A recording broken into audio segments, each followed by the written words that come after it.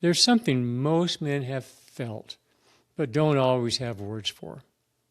You walk into a room full of men, and something in you kind of tightens up a little bit. Nothing obvious, just a sense that you need to measure yourself, hold something back, stay a little guarded. And even if everyone is talking about brotherhood, something in you is still asking, is this real? Or is this another place I have to perform? Brotherhood is a powerful word. It evokes loyalty, truth, shared struggle. But too often what gets called brotherhood is just another form of posturing. Men gather, they talk big, they share some pain, but beneath it, there's still competition, still hierarchy, still the subtle demand, be like me or be quiet.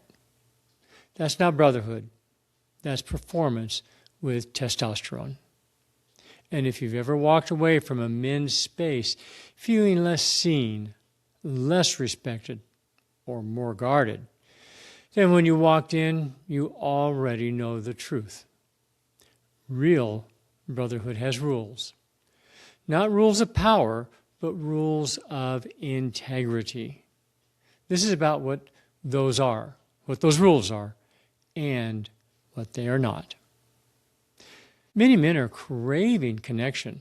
We're hungry for honesty, for presence, for being witnessed without judgment.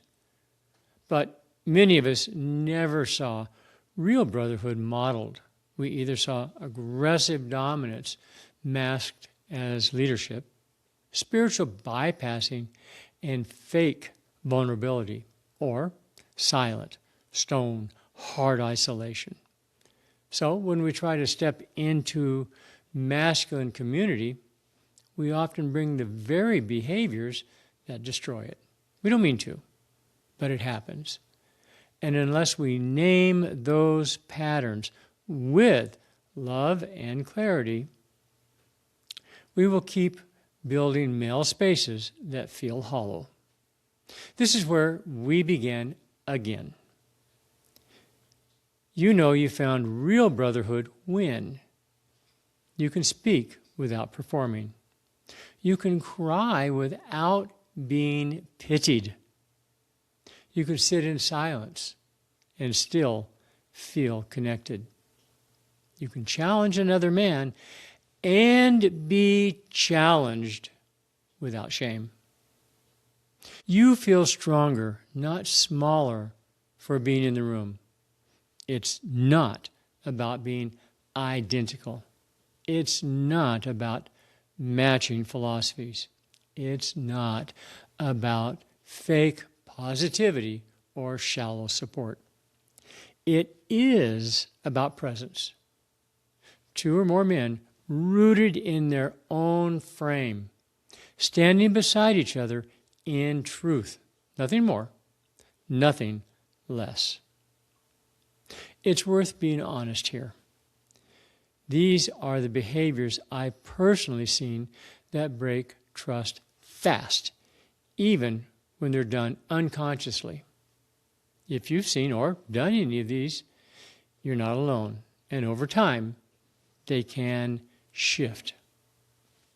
Pushing your path as the way. Do it this way. This is what worked for me, so it'll work for you. And at times, you're doing it wrong.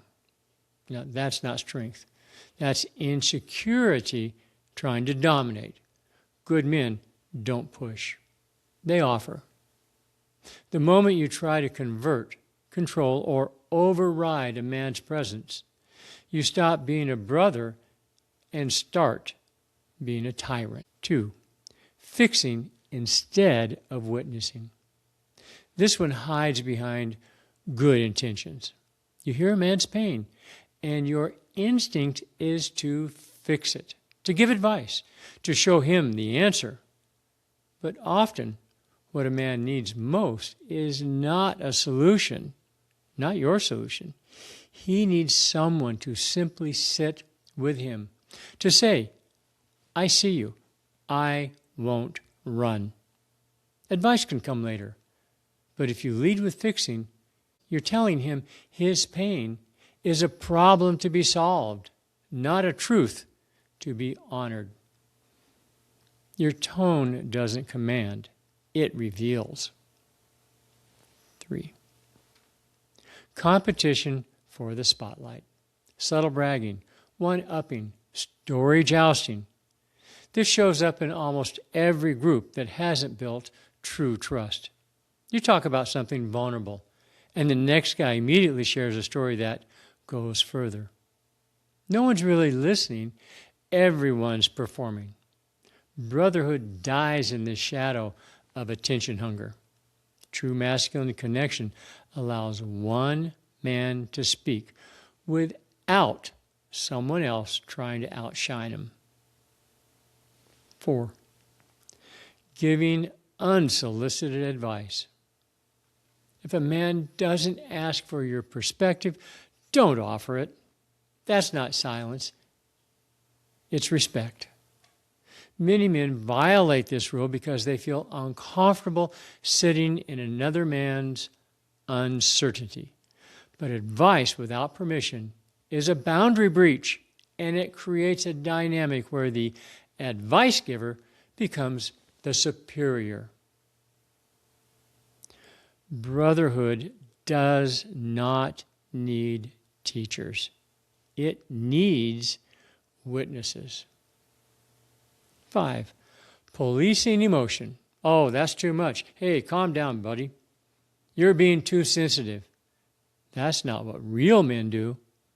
Any form of emotional shaming, whether overt, subtle, destroys trust. If a man shares something raw and another man flinches or mocks or corrects him, that wound cuts deep. Brotherhood means letting emotion be seen without managing or minimizing it, even if it's uncomfortable, especially if it's uncomfortable. 6, not knowing when to be quiet or otherwise when to shut the fuck up. There's a sacred power in masculine science, but some men, especially those used to leading, fill every space with words. Sometimes what builds trust the most is a man who knows when to shut up. Let a pause stretch to give space for reflection. To speak only when it deepens, not distracts. Words should serve connection, not hijack it. It's not just about what you don't do, it's about how you show up. Here are the unspoken rules of men who build real connection. 1, hold your frame. Don't collapse. Don't dominate. Stay rooted. 2, stay curious. Ask before you assume. 3, honor the process. Every man is at a different place in his journey. 4, speak from ownership. Here's what I've lived, not here's what you should do. 5, protect the space. Call out violators and violations gently but firmly. 6, earn trust over time. Brotherhood is slow work. Don't force it. Now you might notice, do I feel more like me after spending time here? Are emotions welcomed or subtly redirected? Do the strongest men in the room talk the least but say the most? Is advice offered or imposed? Is there room for silence, nuance, and disagreement without conflict? If you answered yes to those questions, you may have found a place worth staying.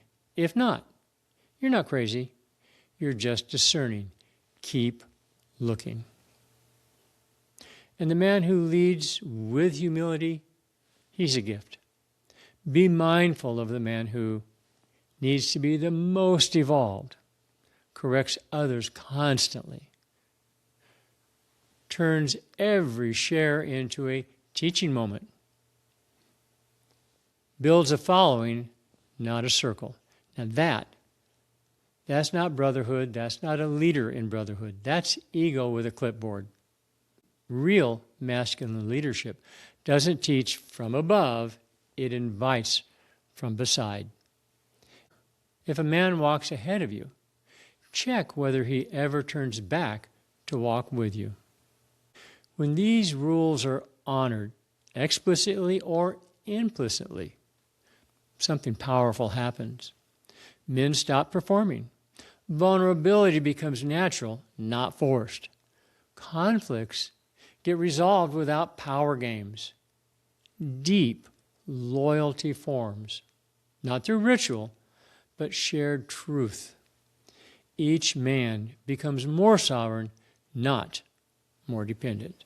And that's the kind of circle that changes lives.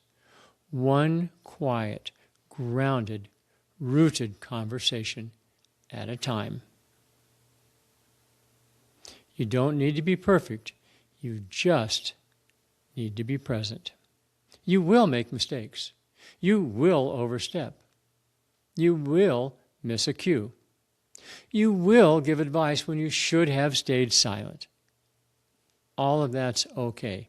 What matters is that you are willing to learn, willing to pause, willing to take feedback. Not as shame, but as sharpening. Because every man who's worth standing beside is a man who keeps growing. And when we hold each other to that standard, we don't just heal, we rebuild the culture of what it means to be a man among men. Most men haven't experienced brotherhood like this. Not fully, not consistently. So they learn to navigate without it. Careful, measured, self-contained. But something in them still recognizes what's real when they feel it. And if something in this felt familiar, there's a good chance you already know the difference. You don't need to build it all at once. Just stop settling for spaces that require you to perform and stay with that. Because when you do, you start to recognize how rare it is for men to stand beside each other like this. You don't have to chase clarity anymore. You're standing in it.